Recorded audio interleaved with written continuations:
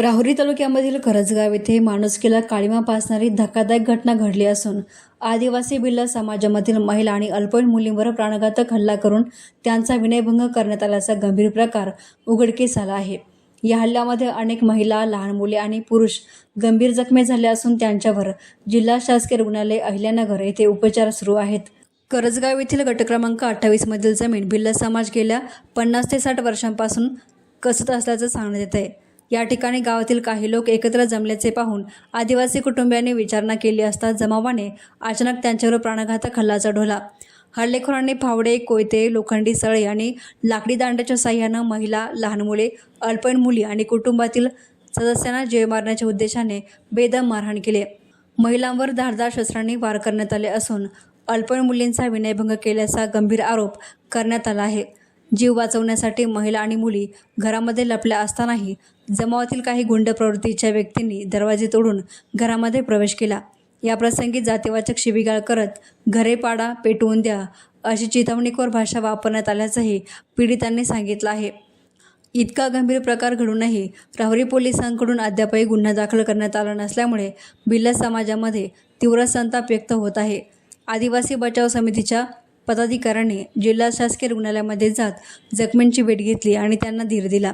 आरोपींवर तात्काळ कठोर कायदेशीर कारवाई करण्यात यावी, अन्यथा आदिवासी बचाव समितीच्या वतीनं तीव्र आंदोलन छेडण्यात येईल असा इशारा समिती संस्थापक सदस्य ज्ञानेश्वर आहिरे यांनी दिला आहे।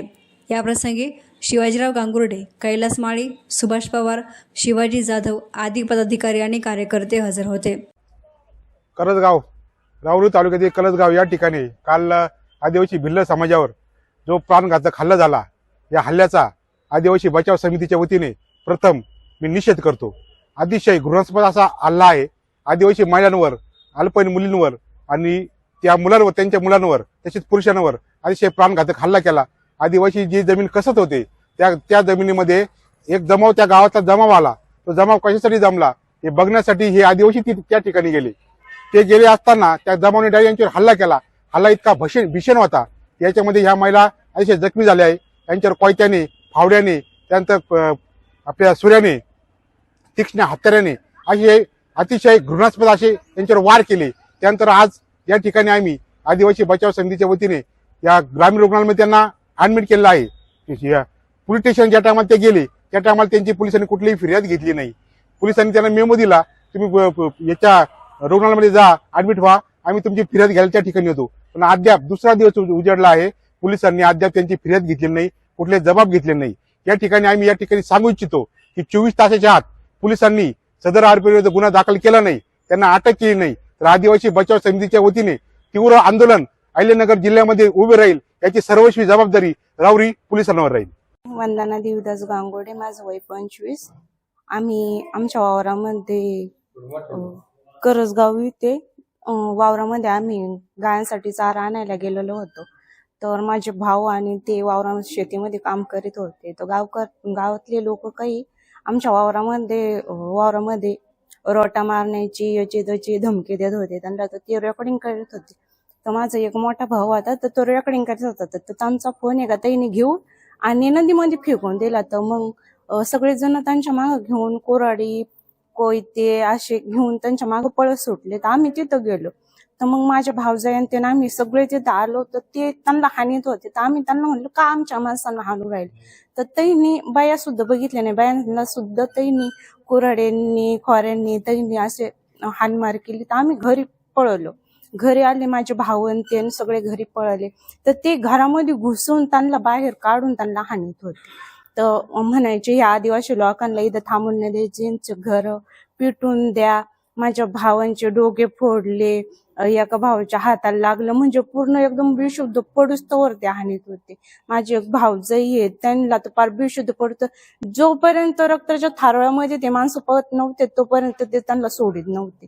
तर यांना सगळ्यांना आम्ही धरायचा प्रयत्न करायचो। ते लहान पोरं सुद्धा बघत नव्हते, लहान पोरांना सुद्धा धरून असे पकडीला फेकून द्यायचे ते बाई।